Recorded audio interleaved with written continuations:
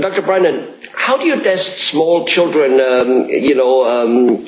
maybe even babies or right above babies, in terms of like their vision?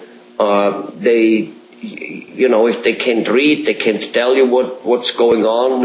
How do you test them? Because if they are short-sighted or long-sighted, whatever the heck it is, if they have whatever eye problem, it's still handicapping them negatively. In fact, I have heard many times that in kindergarten and stuff, children behave funny when it was down the road that they witnessed that the child had actually visual problems. Is there anything we can do to test those children? Well, when a child is old enough to make a choice and understand this game, we can do a broken wheel test if they don't know their letters yet.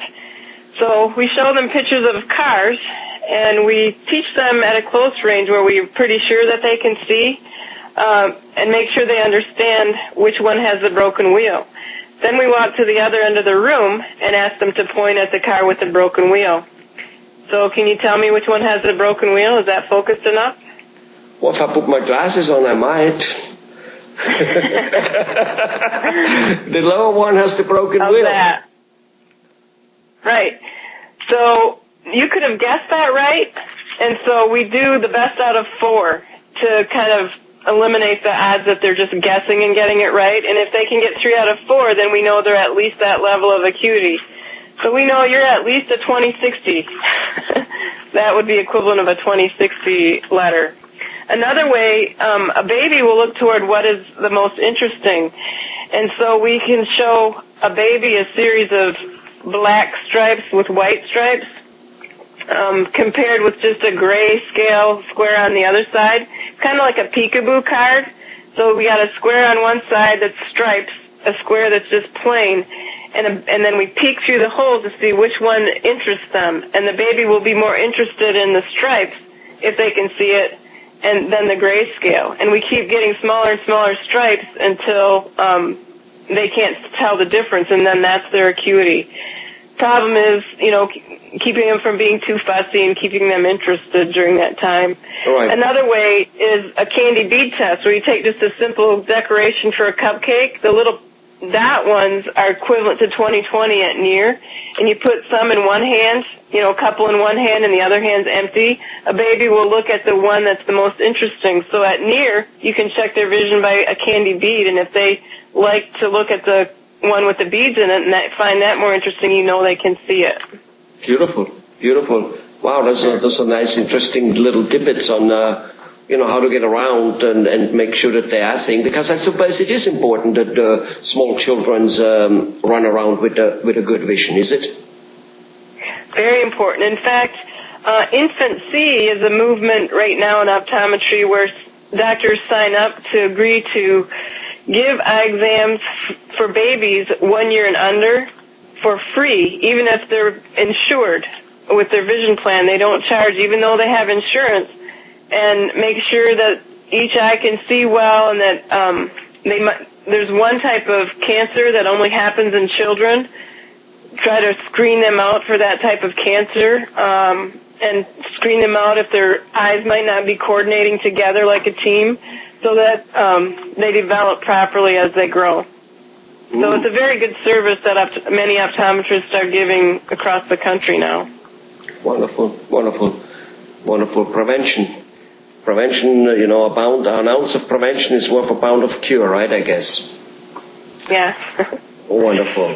Okay. Well, even though some of this stuff cannot be cured as such with the eye in optometry, at least you have a supplement such as the eyeglass or the lens that then A, it doesn't get worse, and B, most importantly, really, that life becomes livable.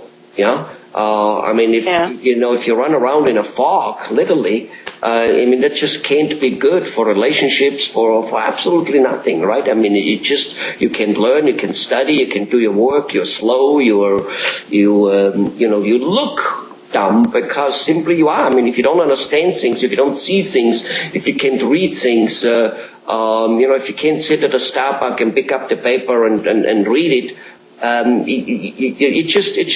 life doesn't become you're not part of life as much. So with no doubt, it's wonderful that so much progress has been made there that we can actually see again, whether it's with an aid or getting it back. I mean, it's really not such a bad thing fashion. I mean, glasses are, thanks God. I mean, when I was really small, we still were like, dating a girl with glasses or being dated when you are when you have glasses as a boy. That was like, oh my God, I lost already at least 1 or 2 strikes out there. Do you understand? I'm already way behind the ball if that's where the case. But that's not at all anymore the case. Do you understand? I mean, they make the glasses so gorgeously looking that you really actually want them.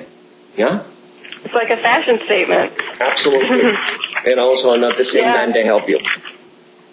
Yeah, a lot of times we can scope across the eye because little children can't say which is better, like the typical way we do a refraction to figure out your glasses prescription. We click lenses in front and say which is better, 1 or 2. Well, little children, invariably, they almost like the second one better all the time, no matter what you do. You can go up and they like it all the way that way, and you can go down in power and they like it that way too.